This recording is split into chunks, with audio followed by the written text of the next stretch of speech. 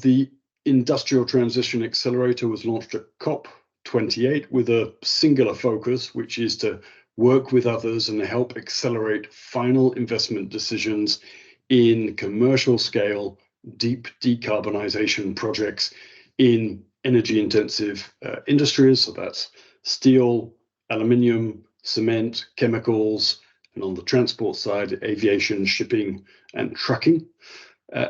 Look, thanks to the work of the Mission Possible Partnership and its transition sector strategies, we know it's possible to decarbonise and get to net zero by 2050 in these sectors.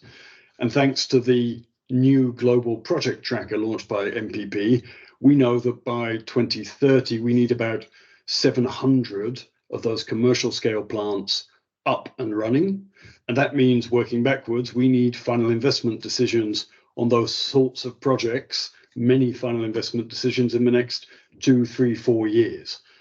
So the race is on, and the ITA is partnering with governments, with industry leaders, with project developers, with the finance community in specific locations to help achieve those final investment decisions. We analyze the projects that look promising and select them for potential support. We then identify and understand at a deeper level what are the types of barriers holding back those investments.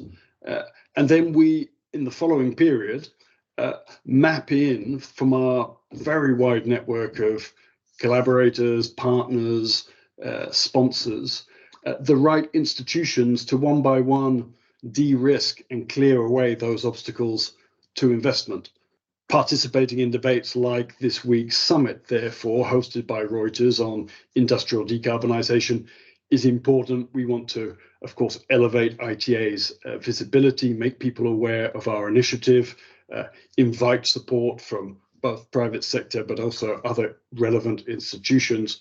And over time, we want to use such events to really share our learnings. We have a full transparency agenda to accelerate FIDs by also sharing our learnings as quickly and as rapidly as we can as our work progresses. Sustainable low-carbon metal production is crucial for driving decarbonisation, both of industry in general, but also the whole transition, because many of the technologies required for decarbonisation globally require inputs of metals such as lithium, cobalt, nickel, rare earth, and steel, aluminium, and copper. An electrified future requires a lot of metal infrastructure. Traditional mining and processing methods in the metal sector are energy intensive. The iron and steel sector accounts for about 7% of global CO2 emissions. The aluminium sector accounts for about 2% of emissions.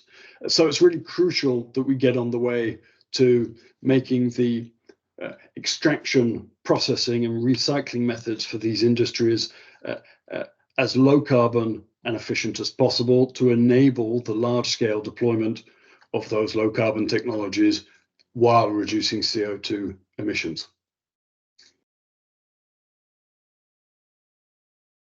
Yeah, financing is a major challenge in the equation. Key issues include high capital costs. We're working in now a higher interest rate environment than we have for the last decade or so. The financial risks related to some of the less proven earlier stage technologies, the need for abundant green electricity and hydrogen, all of which also require massive investments. So overcoming these sorts of barriers requires de-risking investments through commercial coalitions, securing long-term demand, offtake agreements for low-carbon products, obtaining policy and regulatory support, and in some instances, time-bound subsidies.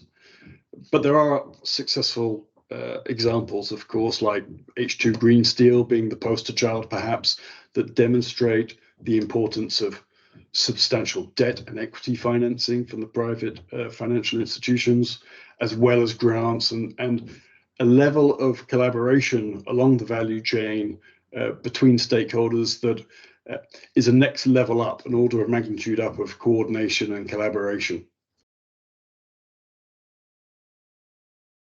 Look, there are reasons indeed to be optimistic. Just a few years ago, these sectors, particularly metals, but also other energy-intensive industrial sectors, chemicals, cement, etc., were often considered not really decarbonisable. They were called the hard-to-abate sectors, with the implication that we weren't really going to be able to do that. I think, again, the sector transition strategies of the Mission Possible Partnership that are industry-backed, industry-supported, and based on high-quality analysis and data, have shown that it is possible. It's not easy. I think what we have seen in just recent years is a recognition that we really have to get after this. If we do not tackle now and get on the journey soon as possible on sustainable metals productions, decarbonisation metal production, we cannot meet the Paris Agreement.